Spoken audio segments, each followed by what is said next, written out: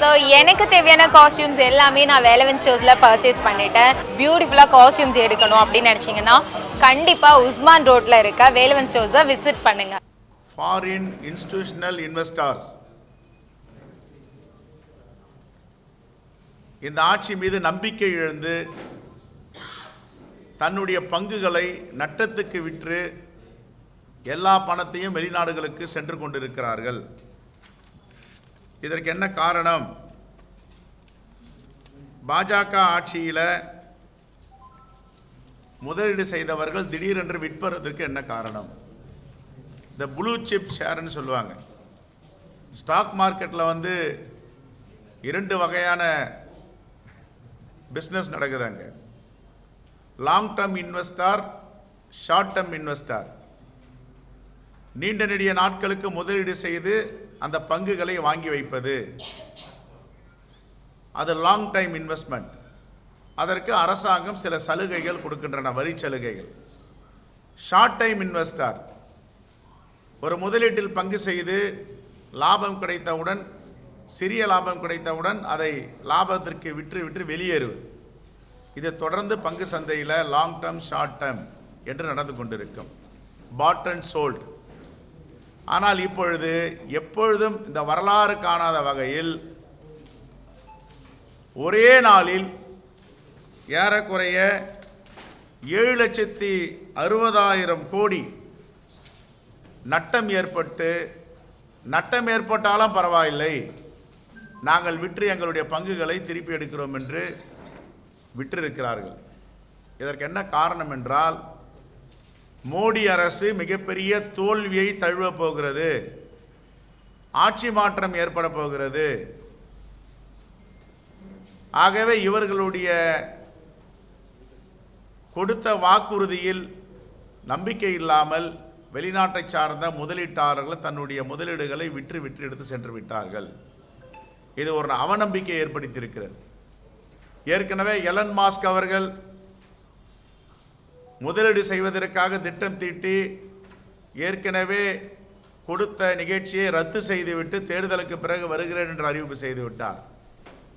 ஐநா சபை போன்ற உலக நாடுகள் எல்லாம் பாஜகவுடைய மோடி அரசை கண்டித்து வருகிறது. இந்த நிலையில் நேற்றைய தினம் இப்படிப்பட்ட ஒரு மிகப்பெரிய நட்டம் இந்த தேசத்திற்கு ஏற்பட்டிருக்கிறது. நாங்கள் 2 தினங்களுக்கு முன்பு பத்திரிகையாளரை சந்தித்து கச்சத்தீவை பற்றி ஒரு டாக்குமெண்ட்டை வெளியிட்டார் அண்ணாமலை. இது போலியானது, ஃபேப்ரிகேட் செய்யப்பட்டது. அண்ணாமலையும் செய்திருக்கிறார், மோடியும் ட்வீட் செய்திருக்கிறார். வெளியுறவுத்துறை அமைச்சர் ஜெய்சங்கர் அவர்களும் பத்திரிகையாளரை பாஜக தலைமை அலுவலகத்தில் சந்தித்து இதை பற்றி பேசியிருக்கிறார். இதுவரை ஏன் அண்ணாமலை மௌனம் காக்கிறார் பதில் சொல்ல முடியாமல்? பித்தலாட்டம் செய்திருக்கிறீர்கள், போர்ஜரி செய்திருக்கிறீர்கள், இது சரியா என்று நாங்கள் கேள்வி கேட்டோம் காங்கிரஸ் பேரியக்கத்தின் சார்பாக. பாஜக தலைவர்கள் ஏன் மௌனியாக இருக்கிறார்கள், வாய் திறக்கவில்லை?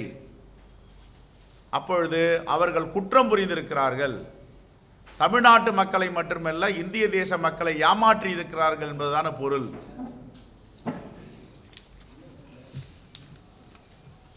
கன்னியாகுமரி மாவட்டம் மார்த்தாண்டத்தில் தேசிய நெடுஞ்சாலைத்துறை தொட்டில் பாலம் என்று 222 கோடி ரூபாய் செலவில் கட்டப்பட்டது. அதை திறக்கும் பொழுது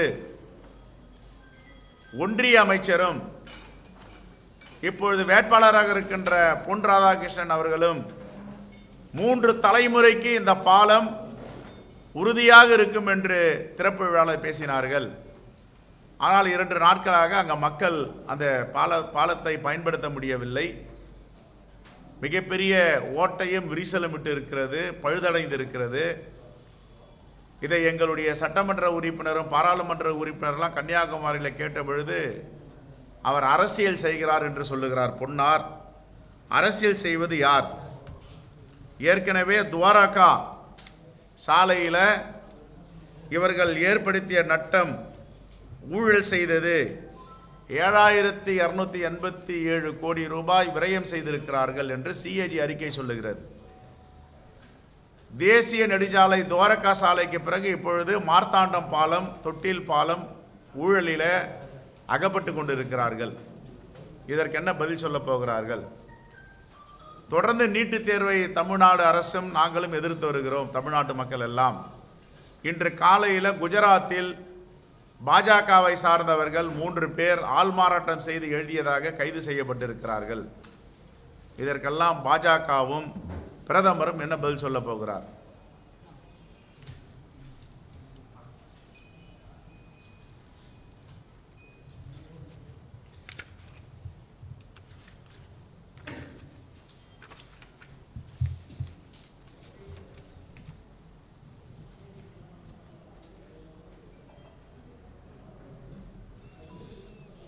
பாஜக தேர்தல் அறிக்கை வெளியிட்டது. தேர்தல் அறிக்கையில் 72 பக்க தேர்தல் அறிக்கை. 72 பக்க தேர்தல் அறிக்கையில் மோடி என்ற வார்த்தை 67 முறை தொடர்ந்து வந்து கொண்டிருக்கிறது. வேலை வாய்ப்பு என்ற வார்த்தை 2 முறை பயன்படுத்துகிறார்கள். ஆனால் காங்கிரஸ் கட்சியின் 48 பக்க தேர்தல் அறிக்கையில் வேலை வாய்ப்பு என்ற வார்த்தை 36 முறை வருகிறது. சமத்துவம் என்ற வார்த்தை 3 முறை வருகிறது. இதுதான் பாஜகவுடைய தேர்தல் அறிக்கைக்கும் காங்கிரஸ் பேரியக்கத்துடைய தேர்தல் அறிக்கைக்கும் உள்ள வித்தியாசம். இன்று நாடு முழுவதும் பாஜகவுக்கு எதிராக எதிர்ப்பு அலை வீசி வருகிறது. அவர்களுக்கு வேண்டிய தொலைக்காட்சி, அவர்கள் செய்தியை மட்டும் போடுகின்ற வட மாநிலங்களில் உள்ள தொலைக்காட்சிகள் என்று மோடியுடைய தேர்தல் பரப்புரையும், அமித்ஷாவுடைய தேர்தல் பரப்புரையும், ராஜ்நாத் சிங்குடைய தேர்தல் பரப்புரையும் தொடர்ந்து நேரடியாக ஒளிபரப்பி வந்தார்கள். நேற்றைய முந்தைய தினத்திலிருந்து 2 நாட்களாக அவர்களுடைய தேர்தல் பரப்புரையை ஒளிபரப்பு செய்வதை நிறுத்திவிட்டார்கள். என்ன காரணம்? வட மாநிலங்களிலே முடிவு செய்து விட்டார்கள். மிகப்பெரிய தோல்வியை பாஜக சந்திக்க இருக்கிறது. 2004ஆம் ஆண்டு தோல்வியுற்ற பாஜக, வாஜ்பாய் தலைமையிலான பாஜக அதைவிட மோசமான தோல்வியை இந்த தேர்தலில் சந்திக்க இருக்கிறார்கள் என்று வட மாநிலங்களை சார்ந்த ஊடகங்கள் அவருடைய ஒளிபரப்பை நிறுத்துவதாக செய்திகள் வந்து கொண்டிருக்கின்றன. அதே போன்று மாண்புமிகு முதலமைச்சர் அவர்களுக்கு மனமார்ந்த நன்றியை இந்த நேரத்தில் சொல்ல கடமைப்பட்டிருக்கிறோம். 2 தினங்களுக்கு முன்பு பெருந்தலைவர் காமராஜருடைய நினைவிடத்தை பார்வையிட்டு எங்களுடைய குறைகளை, வருத்தத்தை சொன்னோம். உடனே 2 நாட்களாக துரிதமாக அந்த பணியை துவக்கி இருக்கிறார்கள்.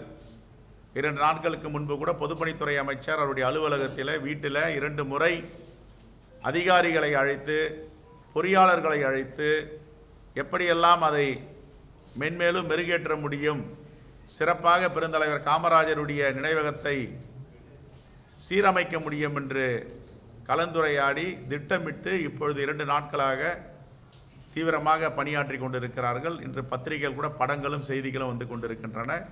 மீண்டும் ஒரு முறை தமிழ்நாடு அரசுக்கும் மாண்பு முதலமைச்சருக்கும் எங்கள் கோரிக்கையை உடனே நிறைவேற்றியதற்கு நன்றி தெரிவித்துக் கொள்ளுகிறோம்.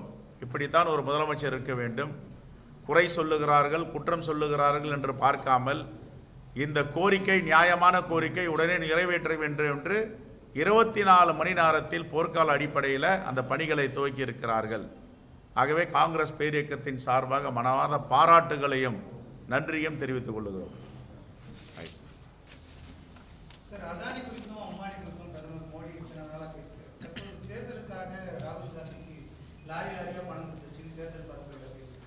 அதானி அம்பானி என்று பேசுபவர் 10 ஆண்டுகளாக வெளி உலகில், பத்திரிகையாளர் மத்தியில், பாராளுமன்றத்தில் அதானியை பற்றி பேச மறுத்த மோடி இப்பொழுது வெளிப்படையாக பொது வெளியில் அதானி அம்பானியை பற்றி பேசுகிறார்கள். என்ன காரணம் என்று தெரியவில்லை. ஒரே காரணம், அதானிக்கும் அம்பானிக்கும் தெரிந்துவிட்டது இவர் மிகப்பெரிய தோல்வியை தழுவ போகிறார், விசாரணை வரப்போகிறது. காங்கிரஸ் பேரியக்கத்தின் புதிய இந்தியா கூட்டணியின் ஆட்சியில் விசாரணை வலயத்தில் மாட்டப் போகிறார்கள். ஆகையால் அவர்கள் மோடியிடம் பேச மறுக்கிறார்கள் என்று செய்தி வந்து கொண்டிருக்கின்றன. அவர் சொல்லிய வேனில் வருகின்ற கருப்பு பணம், 2 செய்தி தான். அப்போ வேனில் கருப்பு பணத்தை அதானி கொண்டு வராருன்னா, கருப்பு பணத்தை ஒழிச்சென்று மார்த்தட்டி கொண்டிருக்கின்ற மோடி கருப்பு பணத்தை இன்னும் ஒழிக்கவில்லை. கருப்பு பணம் இந்தியாவில் இருக்கிறது என்று ஒப்புக்கொள்ளுகிறார் அவருடைய 10 ஆண்டு கால ஆட்சியில். இரண்டாவது, கருப்பு பணத்தை காங்கிரஸ் பேரியக்கத்திற்கு கொடுத்திருந்தால் அவருடைய அமலாக்கத்துறை ஈடியும் மத்திய குற்றப்புலனாய்வுத்துறை சிபிஐயும் என்ன செய்து கொண்டிருக்கிறது? எங்கள் தலைவர் ராகுல் காந்தி சவால் விட்டு சொல்லியிருக்கிறார், நீங்கள் உடனே விசாரணையை மேற்கொள்ளுங்கள், அதானி வீட்டுக்கு காவல்துறை அனுப்புங்கள், எப்படி கொடுக்கப்பட்டது, யாரால் கொடுக்கப்பட்டது என்று தைரியமாக மக்களிடம் மக்கள் மன்றத்தில் சவால் விடுகிறாரு. ஏன் இதுவரை அதானி வீட்டிற்கு அமலாக்கத்துறையை மோடி அனுப்பவில்லை என்ற கேள்வியை தமிழ்நாடு காங்கிரஸ் கமிட்டியும் கேட்கிறோம். சிஏ சட்டத்தை ராகுல் காந்தியோட பாட்டி இந்திரா காந்தி வந்தாலே ரத்து செய்ய முடியாது அமித்ஷா பேசுறாரு, அதுக்கு உங்களோட பதில்? ராகுல் காந்தியோட பாட்டி இல்லைன்னா இன்னைக்கு அமித்ஷாவும் இல்லை, மோடியும் இல்லை. அவர்கள் காப்பாற்றிய அரசியலமைப்பு சட்டத்தில் தான் இவர்கள் இந்த பதவியில் இருக்கிறாங்க. அவர்கள் எழுப்பிய ஜனநாயக ஆலயத்தில் தான் அவர்கள் இன்று எல்லா ஊழலும் செய்து கொண்டு இருக்கிறார்கள். ஆகவே அன்னை இந்திரா காந்தியை பற்றி பேசுவதற்கு அமித்ஷாக்கும் தகுதி இல்லை, மோடிக்கும் தகுதி இல்லை.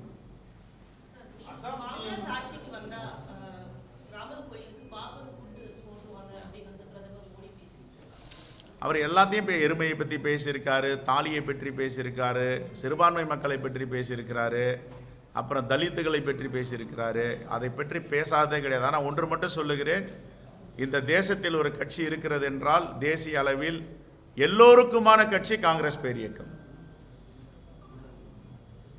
அசாம் சிஎம் ஹிமந்தா பிஸ்வா அவர்கள் 400 சீட்டு எதுக்காக பிஜேபி வரணும்னா, 400 சீட் வரவில்லை என்றால் காங்கிரஸ் வந்துடும், காங்கிரஸ் வந்துவிட்டால் மீண்டும் பாபர் மசூதியை ராமர் கோவில் இருந்த இடத்துலயே கட்டுவாங்க அப்படின்னு சொல்லிட்டு ஒரு சர்ச்சைக்குரிய பேசியிருக்காரு.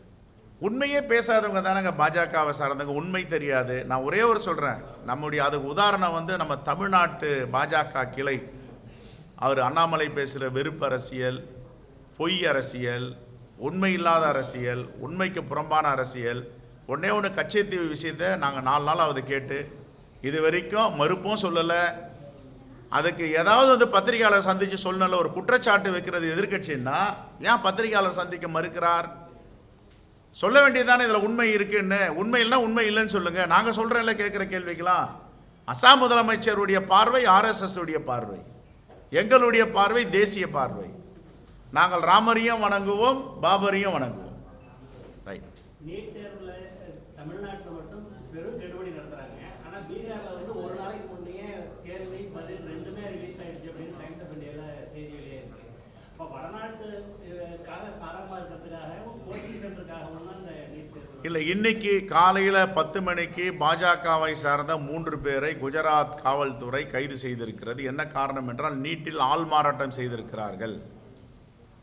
அப்போ இந்த நீட்டு என்பது எல்லோருக்குமான நீட்டு கிடையாது. இந்த பைஜூன்னு ஒரு எஜுகேஷன் இன்ஸ்டிடியூஷன், இது மாதிரி நிறைய எஜுகேஷன் இன்ஸ்டிடியூஷன் இருக்குது. இவங்களை எல்லாம் 50 லட்சம் கோடி, 1 கோடி 2 கோடி இல்லை, இந்த எஜுகேஷன் இன்ஸ்டிடியூஷன்லாம் 50 லட்சம் கோடி வருடத்திற்கு சம்பாதிக்கிறார்கள். இந்த பணம் எல்லாம் எங்கு செல்லுகிறது?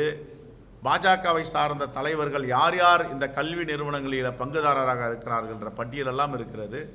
இந்த நீட்டு கொண்டு வந்ததே மிகப்பெரிய ஊழல் செய்வதற்கும், குறிப்பாக ஏழை எளிய மக்கள், கிராமப்புறத்தில் இருக்கின்ற மாணவ மாணவிகள் அந்த மருத்துவம் என்ற கனவை அகற்றுவதற்குமான திட்டம் தான் நீட்.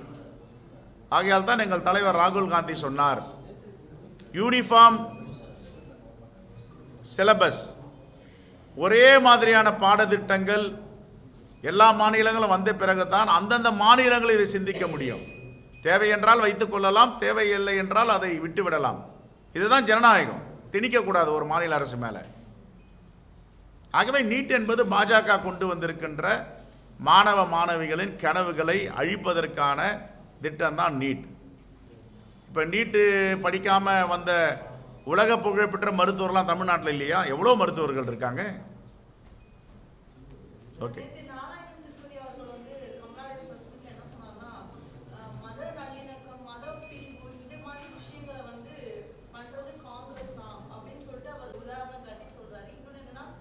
நிலப்பேதமை இது குறித்தும் காங்கிரஸ் இப்போ திருப்பதி நாராயணன் இதை பற்றி பேசும்போது விஜய் தருண் அவருடைய பாராளுமன்ற உறுப்பினர் பேசியிருக்காரு. என்ன பேசியிருக்காரு? 2017ஆம் ஆண்டு ஏப்ரல் 6ஆம் தேதி பேசியிருக்காரு. அவர் என்ன பேசியிருக்காரு அதை படிச்சுட்டோம். அவர் அதெல்லாம் மறைச்சிட்டு இதை மட்டும் ஏன் பேசுகிறாரு? இப்போ நான் அதுக்குள்ளேயே போக விரும்பலை. ஒரு கருத்தை சொன்னார், கருத்துக்கு எதிர்வினை வந்துச்சு, ராஜினாமா பண்ணிட்டு போயிட்டார். நான் கேட்குறேன், கருப்பர்கள்னா யார்? நான் கருப்பர் தான். இங்கே இருக்கிறவங்க பெரும்பாலும் கருப்பர்கள் தான். என்ன அது கருப்பர்கள்லாம் என்ன தீண்டத்தகாத சொல்லுது? நெல்சன் மண்டேலா கருப்பர் இல்லையா? இந்த தேசம் அவரை கூப்பிட்டு விருது கொடுக்கலையா? உயரிய விருதை அவர் ஆற தழுவ மோடி கட்டி அணைக்க விரும்பலையா? வாஜ்பாய் கட்டி அணைக்கலையா? பராக் ஒபாமா யாரு? கருப்பர் தான். ரேசிசம் என்பது ஒரு மோசமான அழிவு. அந்த ரேசிசத்தை பாதுகாப்பவர் தான் மோடியும் ஆர்எஸ்எஸ் கும்பலும். என்ன தவறு இருக்க கருப்பர்கள்னா? நான் கேட்குறேன், நான் கருப்பர் தானே. பராக் ஒபாமாவை கட்டி பிடிக்க முடியும், தென்னாப்பிரிக்க தலைவர் நெல்சன் மண்டேலாவை கட்டி அணைக்க முடியும், உயரிய விருதான இந்தியாவில் உள்ள விருதுகளை கொடுக்க முடியும், அவர்களை சுதந்திர தினத்திற்கும் குடியரசு தின விழாவிற்கும் விருந்தாளிகளாக அழைக்க முடியும். ஆனால் நிறம் மட்டும் நான் ஏற்றுக்க மாட்டேன், அதை பேசவே சங்கடப்படுவேன்னா என்னது? இதை தானே அவங்க பாராளுமன்ற உறுப்பினர் தருண் விஜய் தானே அவர் தருண் விஜய் சொல்லியிருக்கார். 2017 ஏப்ரல் மாதம் 6ஆம் தேதி நினைக்கிறேன் பேசியிருக்கார், கருப்பர்களை பற்றியும் சிவப்பார்களை பற்றி. அப்போ அதை பற்றி திருப்பதி நாராயணன் பேசணும்ல. எதை ஒன்றாலும் பேசலாம், அதில் ஒரு பாசிட்டிவ் திங்கிங் இருக்கணும். நெகட்டிவ் திங்கிங் யாரையும் சங்கடப்படுத்துகிற மாதிரியோ வெறுப்பு அரசியல் செய்யக்கூடாது. ஒத்துப்போகிறோம் இல்லை, நான் அதை பற்றி அதுக்குள்ளேயே வரல. அவருடைய கருத்தை சொன்னார், அவருக்கு ஒரு எதிர்வினை தான் ராஜினாமா பண்ணிட்டு போயிட்டார். நான் கேட்குற கேள்வியெல்லாம் பராக் ஒபாமாவை ஏற்றுக்கொள்ளுகிறாரா மோடி, நெல்சன் மண்டேலாவை ஏற்றுக்கொள்ளுகிறார் அப்படின்னா அவங்க யார்? அவங்களாம் கருப்பர்கள் தானே. இன்னைக்கு ஆஸ்திரேலியாவில் லெமுரிய கண்டம் பிரியும் போது ஆஸ்திரேலியாவில் தமிழர் பழங்குடிகள் இருக்காங்களே, அவங்க கருப்பாக தானே இருக்காங்க, பிளாக்ஸ் தானே சொல்கிறாங்க அவங்கள. அப்படின்னா என்ன சொல்கிறேன்னா, ரேசிசம் இன்னும் உலகத்தில் இருக்கணும். அமெரிக்காவில் இருந்த ரேசிசத்தை ஒழிச்சிட்டு பராக் ஒபாமா என்பவரை வெள்ளையர்கள்லாம் ஏற்றுக்கொண்டு அந்த நாட்டுடைய ஜனாதிபதியாக ஏற்றுட்டாங்க. ஆனால் மோடியும் ஆர்எஸ்எஸ் மட்டும் அந்த எதிர்க்குது. Right, thank you. ஜெயக்குமாரோட படுகொலை வழக்கு காவல்துறைக்கு சவாலா இருக்குன்னு நினைக்கிறீங்களா? முதல்ல குடும்பம், அப்புறம் அரசியல் தலைவர் சம்மன் கொடுத்தாங்க, முதல்ல போறாங்க. சவாலா இருக்கு. நீங்க இதுவரைக்கும் இப்போ காவல்துறை புலன் விசாரணையில் ஈடுபட்டு கொண்டிருக்கிறது. இன்னைக்கு 6ஆவது நாள் ஆகுது. அவருடைய புலன் விசாரணையில் நம்ம தலையிடுறதுக்கு விரும்பலை. சுதந்திரமாக அவர்கள் புலன் விசாரணை செய்யட்டும். எங்களுக்கு ஏதாவது ஐயம் ஏற்பட்டால், சந்தேகம் வந்தால், நாங்கள் மேல் விசாரணைக்கு என்ன செய்வது என்ற தலைவரோடு கலந்து பேசி அந்த குடும்பத்தோடு கலந்து பேசி செய்வோம். ஆனால் விசாரணை சரியான முறையில் செய்து கொண்டிருக்கிறார்கள் என்ற 5 தனிப்படை வைத்தார்கள். இப்பொழுது 7-8 தனிப்படை வைத்து விசாரித்து கொண்டிருக்கிறார்கள். குறைந்தபட்சம் 1 வார காலம் அவர்கள் அவகாசம் கொடுக்கணும். என்னோட அந்த காவல்துறை எஸ்பி 2 நாட்கள் முன்பு பேசி சரியான முறையில் போயிட்டுருக்கு, நாங்கள் இன்னும் 2-3 நாட்களில் உண்மையான குற்றவாளியை நெருங்கிவிடுவோம்னு சொல்லியிருக்காரு. வரட்டும். ஏன்னா அந்த புலன் விசாரணையில் போய் நம்ம மீடியாவில் போய் ட்ரையல் பண்ண வேண்டாம். தேங்க்யூ. இந்த வீடியோ உங்களுக்கு பிடிச்சிருந்தா ப்ளீஸ் லைக் அண்ட் ஷேர் பண்ணுங்க. மறக்காம எங்க சேனலை சப்ஸ்கிரைபும் பண்ணுங்க.